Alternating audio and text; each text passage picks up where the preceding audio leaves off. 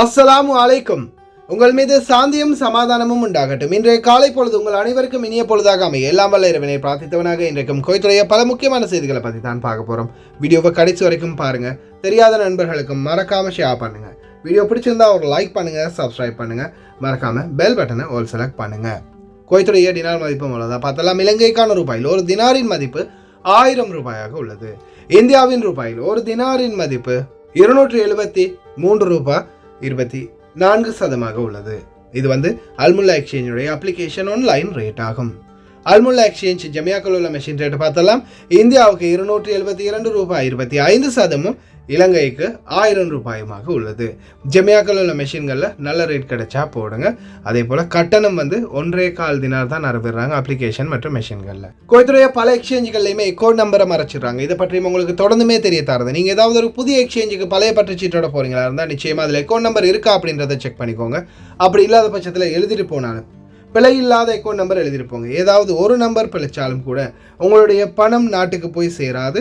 அந்த பணத்தை திரும்ப பெறணுமா இருந்தாலும் ரொம்ப நாட்களாகும். மறுபடியும் கட்டணம் செலுத்த வரும். இதை மறக்காம ஞாபகத்தில் வச்சுக்கோங்க. அதே போல் நீங்கள் புதிய எக்ஸ்சேஞ்சுகளுக்கோ அல்லது பழைய எக்ஸ்சேஞ்சுகளுக்கோ போகும்போது நீங்கள் பணம் அனுப்பின உடனே உங்கள்கிட்ட ஒரு ரிசிப்டை தந்தோ அல்லது டிஸ்பிளேலையோ அக்கௌண்ட் நம்பர் சரியா இருக்கா, பேர் சரியா இருக்கா எல்லாமே செக் பண்ண சொல்லுவாங்க. தயவு செய்து செக் பண்ணிக்கோங்க. யுனைடெட் கல்ஃப் எக்ஸ்சேஞ்ச் கார்பரேஷன் இந்தியாவுக்கு பணம் அனுப்ப 750 ஃபில்ஸும் இலங்கை பணம் அனுப்ப 1 தினாரும் கட்டணமாக அறவிடுறாங்க. அல்சாமில் எக்ஸ்சேஞ்ச் கார்பரேஷன் 1 தினார் மட்டுமே கட்டணமாக அறவிடுறாங்க. யூஜே எக்ஸ்சேஞ்ச் கார்பரேஷனும் 1 தினார் மட்டுமே கட்டணமாக அறவிடுறாங்க. Kuwait Asian international exchange 750 fils மற்றும் 500 ஃபில்ஸ் போன்ற கட்டணங்களும் அறவிடுறாங்க. குவைத்தில் Al Nada, ARY, Amman exchange, UJ, Al Samil, Ansari exchange, Lulu exchange, Joyalukkas, KPE, UAE, Oman exchange, Bahrain exchange, BEC, Wall Street exchange, Sajil exchange, Malik exchange, international exchange, இது போன்ற இன்னும் பல எக்ஸ்சேஞ்சுகள் இருக்குது. குறிப்பாக இந்த நாட்களில் இலங்கைக்கு 1000 ரூபாய் 1002 ரூபாய் வரைக்கும் வழங்குறாங்க ஒவ்வொரு எக்ஸ்சேஞ்சுகள்லையும். அதே போல் இந்தியாவுக்கும் மாஷா அல்லாஹ் 273 ரூபாய்க்கு மேலே தான் வழங்குறாங்க. முன்னாடி இலங்கையர்களுக்கு 1000 ரூபாய்க்கு மேலே இல்லை 1000 ரூபாய் அனுப்பணுமா இருந்தால் 100 தினாருக்குள்ளே தான் அனுப்பணும் அப்படின்னு இருந்துச்சு. ஆனால் இப்போது நீங்கள் பார்த்தீங்கன்னா அனுப்பலாம். 150 தினாராக இருந்தாலும் சரி, 200 தினாராக இருந்தாலும் சரி, 1000 தினாராக கூட இருந்தாலும் 1000 ரூபாய்க்கு அனுப்பலாம். ஏன்னா இது சாதாரணமான ரேட். மெஷின்களில் அப்ளிகேஷன்லேயே இப்போ இந்த ரேட் வந்துடுச்சு. தயவு செய்து கஷ்டப்பட்டு உழைக்கிற சம்பள பணத்தை நல்ல எக்ஸ்சேஞ்சுகளில் அனுப்புங்க. ஓட்டுநர்களே முடிந்தால் பணிப்பெண்களுக்கும் இந்த வாய்ப்பை பெற்றுக் கொடுங்க. குவைத்துடைய தங்க விலை பார்த்தலாம். 1 கிராம் 18 கேரட் தங்கத்தின் விலை 17 தினார் 879 ஃபில்ஸ். 1 கிராம் 21 கேரட் தங்கத்தின் விலை 20 தினார் 858 ஃபில்ஸ். 1 கிராம் 22 கேரட் தங்கத்தின் விலை 21 தினார் 836 ஃபில்ஸ். 1 கிராம் 24 கேரட் தூய தங்கத்தின் விலை 23 தினார் 838 ஃபில்ஸ். இப்போ வாங்குங்க. இப்போ இந்த டைமில் வாங்கிக்கோங்க. ஏன்னா ஒரு 600 ஃபில்ஸ் 500 ஃபில்ஸ் மாதிரி குறைஞ்சிருக்குது. இந்த நாட்களில் தங்கம் விலை கொடுத்து வாங்கிக்கோங்க. பார்க்கலாம் எதிர்வரும் நாட்களில் இன்னும் கம்மியாகுது அப்படின்னு இன்ஷா அல்லாஹ். ஆனால் இப்போதைக்கு நேற்றையை விட ஒரு 500 ஃபில்ஸால் கம்மியாகி இருக்குது. 22 கேரட் 22,400 ஃபில்ஸ் இருந்துச்சு, இப்போ கம்மியாகி இருக்குது. பார்க்கலாம் எதிர்வரும் நாட்களில். தப்பி ஓடினார் ஹசீனா. பங்காளிகள் தெருவில் நடந்தது என்ன பார்க்கலாம். உணவகங்களில் அழுகிய முட்டைகள், அழுகிய உணவுகள் ஆரம்பித்தது மிகப்பெரிய சிக்கல். அதே மாதிரி நேற்றைய தினம் எனக்கு எங்களுடைய குவைத்தி மேடமே தெரிவிச்சிருந்தாங்க, கடைகளில் சாப்பாடு வாங்கி சாப்பிடாதீங்க. ஏன்னா இப்போதைக்கு என்னுடைய ஃப்ரெண்ட் ஒருத்தர் கூட வயிற்றுப்போக்கால வைத்தியசாலையில் இருக்கிறாங்க, கடையில் ஃபெலாஃபில் சாப்பிட்டதால. அதே போல் ஒரு பெண் உயிரிழந்திருக்கிறாங்க, 7 பேர் படுகாயம் அடைந்திருக்கிறாங்க. ஆரம்பித்தது அமர்கலமாக பிரச்சினை. 3 குவைத்தி குடிமக்கள் பேருடன் தெரிவித்திருக்கிறாங்க குடியுரிமை பறிக்கப்பட்டது. இப்படி பல முக்கியமான தகவல்கள் இருக்குது, தொடர்ந்து பார்க்கலாம். அதுக்கு முன்னாடி இப்போ ரீசெண்டாக நான் யமன், இஸ்ரேல், பலஸ்தீன் சம்மந்தமான தகவல் ஒன்று போட்டிருந்தேன். யமன் ஒரு ட்ரோன் தாக்குதலை நடத்தியிருந்தாங்க டெல் அவீவ், இஸ்ரேலில். அதுவும் அமெரிக்க தூதரகத்தின் மேலே. ஒருவர் உயிரிழந்திருந்தார், 8 பேர் படுகாயம் அடைந்திருந்தாங்க. இதுக்கு பழி வாங்குற விதமாக அல் ஹுதைதா பகுதி யமனில் தாக்கப்பட்டுள்ளது. الله أكبر. الموت لأمريكا، الموت لإسرائيل، اللعنة على اليهود، النصر للإسلام. إسرائيل تقصف خزانات النفط في ميناء الحديدة في المنشآت.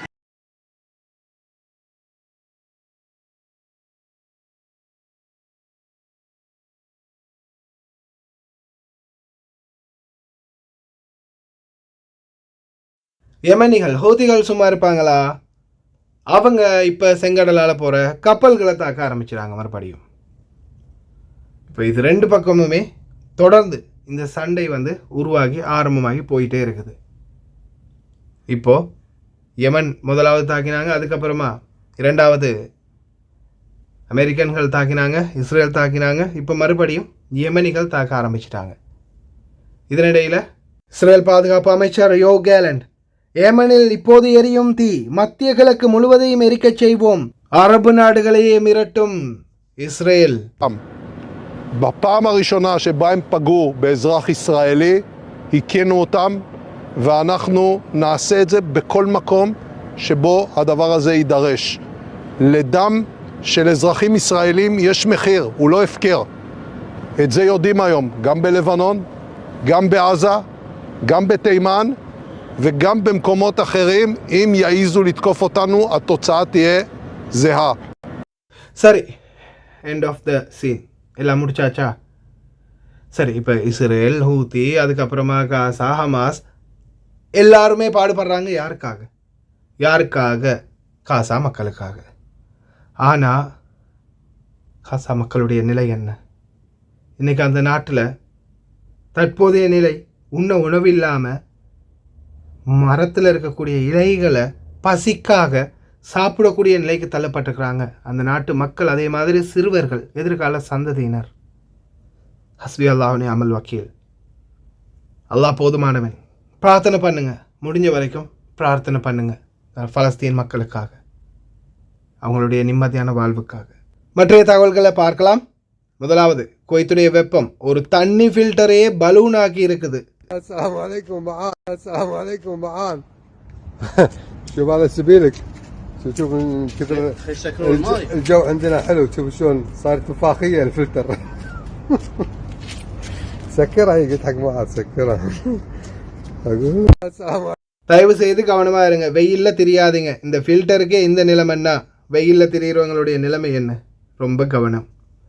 முக்கிய தகவல் முடிஞ்சு போச்சு. இதில் முதலாவது முடிஞ்சு போன தகவலை பார்க்கலாம். 3 நபர்களிடமிருந்து குவைத் குடியுரிமையை ஸ்தாபனத்தின் மூலம் திரும்ப பெறுதல் மற்றும் அவர்கள் சார்ந்திருப்பதன் மூலம் அவர் அதை வாங்கியவர்களிடமிருந்து அவர்களுக்கு திருப்பி கொடுக்கப்பட முடியாது. அப்துல்லா முகமது சயீத் அபு ஜுமா அல் அஜாமி முதலாவது நபர். அப்துல் ரஹ்மான் முகமது சயீத் அபு ஜுமா அல் அஜாமி இரண்டாவது நபர். ஹாலித் மசாஃபி அவாத் மசூத் அல் ஆஜ்மி மூன்றாவது நபர். இவங்களுடைய குடியுரிமை பறிக்கப்பட்டிருக்குது. ஊழல் பண்ணி போலி பாபாக்கள் குடியுரிமையை பெற்றுக்கிறாங்க. ஆனால் இதில் இருக்கக்கூடிய ஒரே ஒரு கவலையான விடயம், இவங்களுடைய ஸ்பான்சர்ஷிப் இனிமேல் ரத்து செய்யப்பட்டுள்ளதால் அவங்களுடைய பணிப்பெண்ணோ ஓட்டுநரோ அவங்க பேரில் இருந்தவங்களுக்கு கேன்சல் மட்டும்தான். நாட்டுக்கு போகலாம், மறுபடியும் வேறு விசாவில் பணிப்பெண் வரலாம். ஆனால் வீட்டு ஓட்டுநராக இருந்தவர் கேன்சல் போகும்போது 2.5 வருடங்களுக்கு, சாதாரணமாக 2 வருடம் 6 மாதத்துக்கு வர முடியாது. பணிப்பெண்களுக்கு நல்ல வாய்ப்பு இருக்குது கேன்சலில் போனாலும் உடனே வரத்துக்கு. ஆனால் வீட்டு ஓட்டுநர்கள் தான் இதில் நிறைய அசௌகரியப்படுறாங்க. கான்ட்ராக்டை முடித்து கேன்சலில் போகிறாங்க, கஃபிலே விருப்பம் இல்லைன்னு அனுப்புகிறாங்க. அவங்களுக்கு திருப்பி வர வாய்ப்பை ஏன் கொடுக்க மாட்டேங்கிறாங்கன்னு தெரியல. இன்ஷா அல்லாஹ் அதுக்கு முயற்சி பண்ணுவோம். எவ்வளோ பண்ணிட்டோம், அதை பண்ண மாட்டோமா? பண்ணுவோம் இன்ஷா அல்லாஹ்.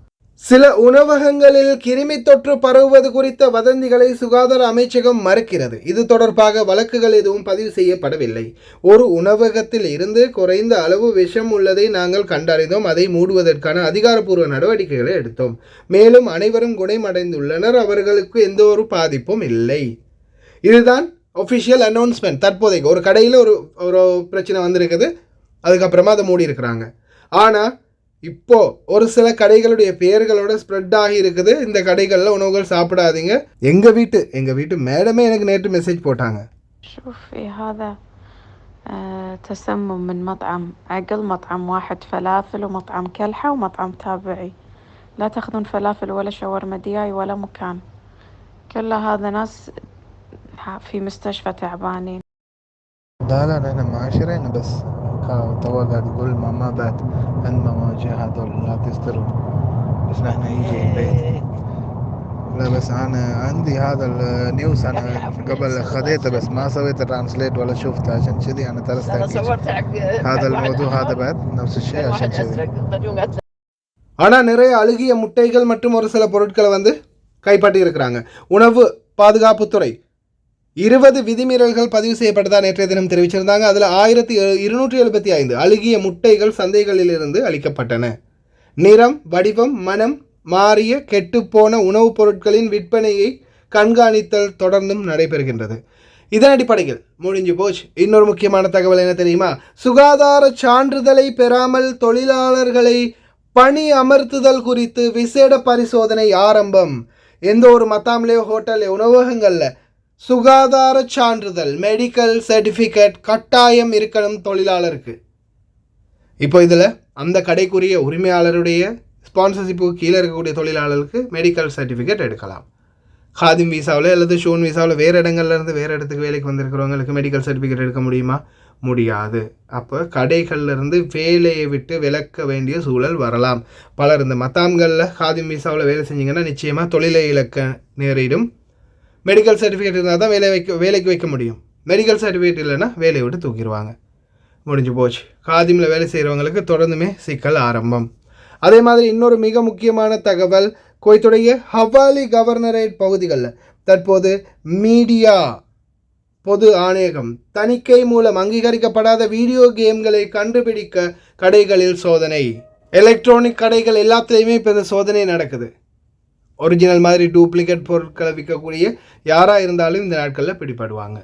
حياكم الله في جولتنا اليوم مع فريق الضبط القضائي التابع لإدارة تفتيش المطبوعات والنشر لوزارة الإعلام، وهذه الجولة التفتيشية لمحلات بيع أشرطة ألعاب الفيديو والتأكد من مطابقتها للأنظمة والقوانين. بناء على توجيهات من السيد الوكيل قطاع الصحافة والنشر والمطبوعات السيد لافي السبيعي ومدير إدارة تفتيش المطبوعات والنشر السيد مشعل الحسين، يقوم فريق الضبط القضائي بعمل جولات تفتيشية مستمرة على الأنشطة الإعلامية المرخصة والغير مرخصة بجميع المحافظات. نتواجد حاليا في محافظة حولي، تحديدا منطقة حولي، وأثناء الجولة التفتيشية قمنا بعمل محضر ضبط وتحريز لعبة مرئية غير مجازة رقابيا لاحتوائها على مشاهد خادشة للحياء العام واستكمال الإجراءات الخاصة بإحالتها للجهة القانونية. على جميع المحلات التي تقوم ببيع الألعاب المرئية أن يكون لديها تصريح بجهاز مصنف مرئي من إدارة المصنفات الفنية التابعة لوزارة الإعلام. இப்போ ரீசெண்டாக கூட ஃபேஹில் பகுதிகள் ஒரு ட்ரோன் வாங்கி அதில் ஏதோ பிரச்சனை அப்படின்னு ஒரு வீடியோ ஒன்று எனக்கு ஷேர் பண்ணியிருந்தாங்க. அது சம்மந்தமாக வணிக வர்த்தக அமைச்சகத்துக்கு அறிவித்தல் கொடுத்துருக்குது. அதே மாதிரி கடைகளில் ஊழல் பண்ணுறவங்க மோசடி பண்ணுறவங்க எல்லாருக்குமே விரைவில் ஆப்பு ரெடி ஆகுது. அடுத்த பிரச்சனை முடிஞ்சு போச்சு. 3வது, குடியிருப்பு உரிமையாளரின் அறிவிப்பு அல்லது கடிதத்தை இடிப்பதற்கான காரணத்தின் அடிப்படையில் 207 பேரின் குடியிருப்பு முகவரிகளை சிவில் தகவலுக்கான பொது ஆணையம் நீக்கி உள்ளது. அவர்களுக்கு புதிய அட்ரஸை புதிய முகவரியை கொண்டு வந்து சமர்ப்பிப்பதற்கான ஆவணங்கள் சிவில் ஐடி அட்ரஸ் சேஞ்சுக்கு இப்போ இது ரீசெண்டாக எனக்கு இது ஒரு சகோதரர் அனுப்பியிருந்தார். Civil ID, passport, flat contract ஓனருடைய civil ID copy, flat PACI number, building வாசிகா பேப்பர், இது எல்லாமே வேணும் அப்படின்னு தெரிவிச்சிருந்தாங்க. ஆனால் இதில் வந்து பில்டிங் வாசிகா பேப்பர் சில ஓனர்கள் கொடுக்க மாட்டாங்க. அதே மாதிரி ஃப்ளாட் கான்ட்ராக்ட் ஓனருடைய சிவில் ஐடி காப்பி சில நேரங்களில் கிடைக்காம போகலாம். ஃப்ளாட் கான்ட்ராக்ட் பேப்பரே சிலர் கொடுக்க மாட்டாங்க. இந்த மாதிரி சூழலில் ஷெக்கா ஒன்று சொந்தமாக வாங்கினா மட்டும்தான் இதெல்லாம் கிடைக்கிறதுக்கு வாய்ப்பு இருக்குது. 150 தினார் 200 தினார் சம்பளம் எடுக்கிற தொழிலாளர் எங்கே போய் ஷெக்கா வாங்குவார்? ஆனால் இதை பற்றி வினவும் போது பார்த்திங்கன்னா இவங்க என்ன சொல்கிறாங்க, மனித வளத்துக்கான பொது ஆணையகம் நீங்கள் எங்கே வேலை செய்கிறீங்களோ அவங்க உங்களுக்கு ரூம் தரணும். நீங்கள் எங்கே வேலை செய்கிறீங்களோ அந்த வேலை தளத்தால் உங்களுக்கு கட்டாயம் ரூம் தரணும் அப்படின்னு சொல்கிறாங்க. ஆனால் சில பேச்சலர்கள் தனிமையில் நான் தனியாக இருக்க போகிறேன், எனக்கு அப்பார்ட்மெண்ட் அவங்களுடைய ஷெக்கா செட் ஆகாது அப்படின்னு தனிமையில் போகிறவங்களுக்கு தான் இதில் மிகப்பெரிய சிக்கல் இருக்குது. பார்ப்போம். இது சம்மந்தமாக தொடர்ந்தும் பேச்சுவார்த்தை நடக்குது. அதே மாதிரி நானும் என்னால் முடிஞ்ச ரிஸ்க் எடுத்துக்கிட்டு தான் இருக்கிறேன். ஆனால் இப்போ ரீசெண்டாக நான் 2-3 லோயர்கிட்ட கேட்கும்போது கூட அவங்க சொல்கிறாங்க கம்பெனி வந்து அவங்களுக்கு ரூம் அலோவ் பண்ணணும் அப்படின்றத மனிதவளம் அறிவிச்சிருக்காங்க தானே. அப்படி இருக்கும்போது ஏன் அவங்க வெளியில் தனியாக எடுத்து போகிறாங்க, கம்பெனி ரூமில் இருக்க சொல்லுங்கள் அப்படின்னு சொல்கிறாங்க. இங்கே தான் போய் முடிய போகுதுன்னு தெரியல. ஆனால் கடைசியில் பாதிக்கப்படுறது என்னமோ தொழிலாளர்கள் தான். அடுத்ததா கிலோமீட்டர் 68 அப்தலி ரோட் பெண் ஒருவர் உயிரிழந்துள்ளார். 7 பேர் படுகாயமடைந்து வைத்தியசாலையில் அதி தீவிர சிகிச்சையில் அனுமதிக்கப்பட்டிருக்கின்றார்கள். அபுதலி வீதி, தொடர்ந்து இந்த அபுதலி வீதியை பற்றி தொடர்ந்துமே ரீசெண்டாக நாம் அல் ஹப்பாஸ் செய்தி சேவை, அதே மாதிரி புஜர்ரா அவர்கள் போய் சில பள்ளங்களை நிரப்பி விட்டார். இதுக்கு முன்னாடியும் எத்தனையோ பேர் உயிரிழந்திருக்கிறாங்க. ஒமானா பஹ்ரைனி நாட்டை சேர்ந்த தந்தையும் மகனும் உயிரிழந்தாங்க. இன்னும் எத்தனை பேருடைய உயிர்கள்? லம் நஃபர் ஏபி மவுத் யா உஸாரத்துல் அஷால். இந்த கேள்வியை தான் கேட்கணும். இன்னும் எத்தனை பேருடைய உயிரை பறிச்சா இந்த அப்தலி ரோட்டை ரெடி பண்ணுவீங்க? பணி அமைச்சகத்தின் அமைச்சர் டாக்டர் நூர் அல் மெஷான் அவர்களே, லேமித்த இன்னும் எத்தனை பேர்? கம் நஃபர் ஏபி மவுத் லாசிம் இன் துஸவி ஹாதா தரீஜ் வல்லா முஷ்கில். அல் முத்தலா சிட்டி, இதோ பகல் போல் வெளிச்சம் தோன்றியது. நேற்று இந்த ஆக்சிடென்ட் நடந்தது கேள்விப்பட்டு ஒரு அரை மணி நேரத்திலேயே அல்முத்தலா ரோட்டில் எல்லாத்துலேயுமே லைட் ஆன் பண்ணிட்டாங்க.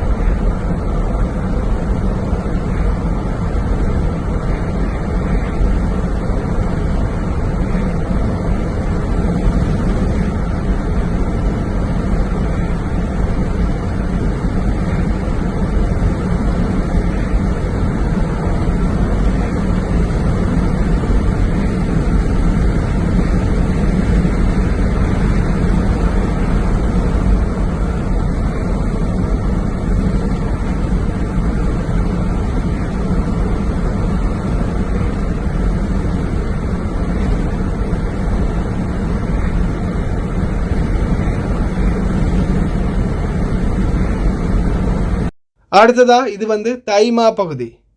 தைமா பகுதிகளில் கூடாரங்களை அடித்து இந்த மாதிரி தகரக்கட்டாய்களை அடித்து தொழிலாளர்களுக்கு அறைகள் கொடுத்துருக்குறாங்க. சட்டவிரோதமாக சில இடங்களை ஆக்கிரமிச்சிருக்கிறாங்க. இது சம்பந்தமான தேடுதல் பணிகளை மேற்கொள்ளுமாறு அரசாங்கத்துக்கு அடுத்த வீடியோ பதிவிறக்கம் செய்யப்பட்டுள்ளது.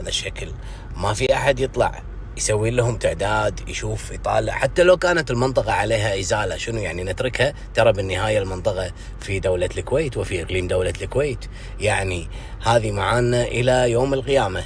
لا تقول لي أنا والله عليها إزالة وتم توزيعها من الإسكان، لا، برضو أنت لازم تشيك عليها وتشوفها. حتى اخواننا البدون اللي كانوا يسكنون في هذه المنطقة ومنطقة صليبية تركوا منطقة صليبية وتركوا تيمة، والآن تم استحلالها والاستحواذ عليها من جنسية عربية واحدة. بدأت بتقطيع هذه المنازل وتأجيرها إلى عزاب وتأجيرها كمخازن وبقالات وكل شيء خارج عن القانون تلقاه في هذا المكان يكون موجود ومرتكز. فلذلك نحن نوجه هذه الرسالة إلى الأخوة الكرام في وزارة الداخلية المسؤولة الأولى عن تعديل التركيبة السكانية، وكذلك نوجه هذه الرسالة إلى الأخوة الكرام في بلدية الكويت لإزالة هذه التعديات البشعة والتي جعلت من الكويت مكان لكل من يريد أن يخالف القانون ويقطع أراضيها ويقوم بتأجيرها بدون وجه حق. مسؤولية كبيرة عليكم، ولكن احنا مؤمنين بأنكم أنتم قادرين وتستطيعون أن تعيدون هيبة القانون مرة أخرى في جميع مناطق. عدد السيارات بهذا الشكل في محافظة الجهرة منطقة تيمة تحديدا، ما تعتقد أن هذا في نوع من الخطأ بالتوزيع السكاني، خطأ في أمور أخرى؟ شوف السيارات، شوف الجبرات، شوف المخازن هذه المغلقة اللي ما تدري شنو هي، كلها مبنية على سور مدرسة.